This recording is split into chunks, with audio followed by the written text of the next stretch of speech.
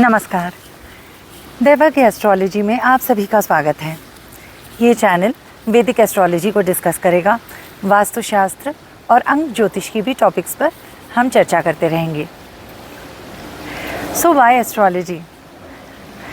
मैं अगर अपनी बात बताऊं तो जब मैं बहुत छोटी थी तो हमारे घर में ना बड़े बात करते थे एस्ट्रोलॉजी के बारे में, क्या राशि है, क्या चल रहा है, ये है वो है।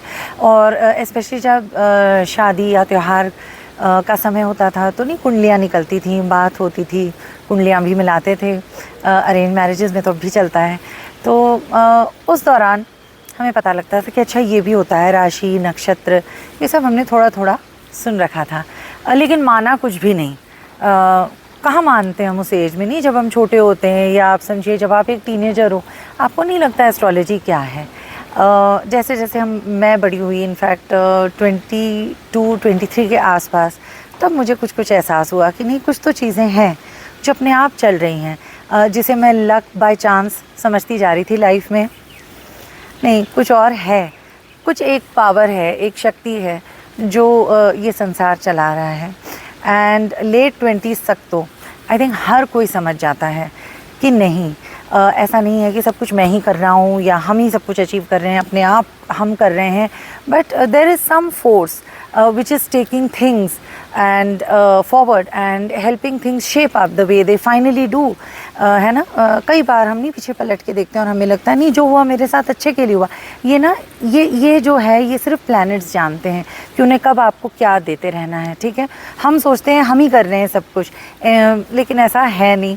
आई थिंक जो लोग लेट 30s और 40s में होंगे वो तो बहुत ही अच्छे से समझ गए होंगे क्योंकि तब तक ना आप जो मेजर ट्रांजिट्स हैं, जो हमारे बड़े प्लैनेट्स हैं, इनकी जो मेजर ट्रांजिट्स होती हैं जैसे Saturn, Jupiter, even Rahu Ketu, इसमें ना आपको समझ में आ जाता है कि नहीं ऐसी कई चीज़ें हैं जो मेरे बस के बाहर हैं।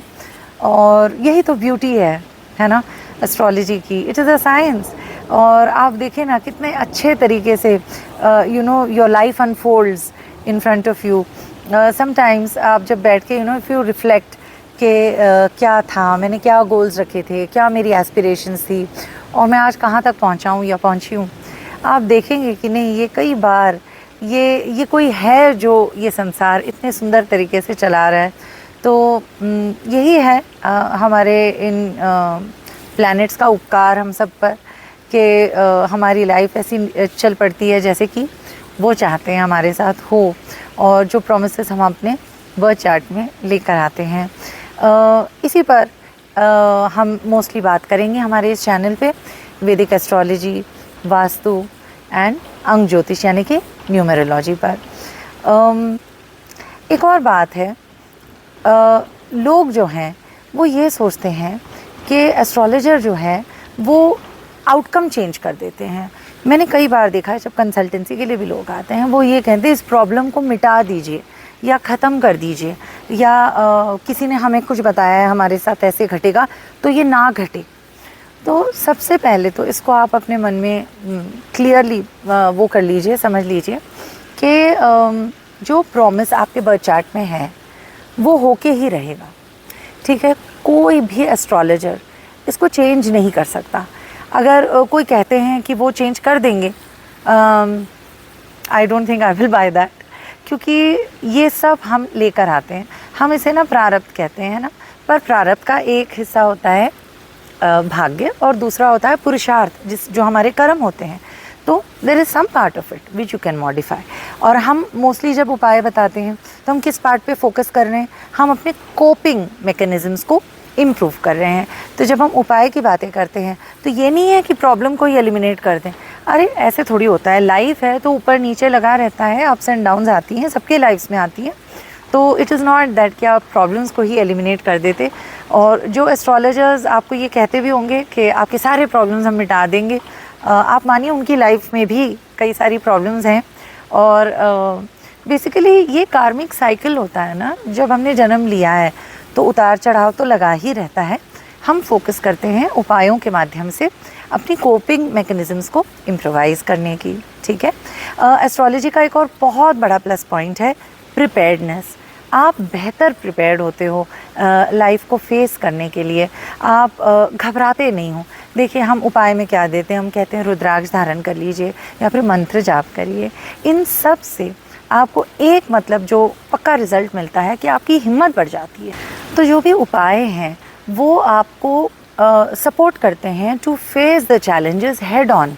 आप मतलब फिर डरते नहीं हैं कि अब क्या होगा, अब क्या होगा, अगली बार क्या होगा, पिछली बार ऐसे हो गया।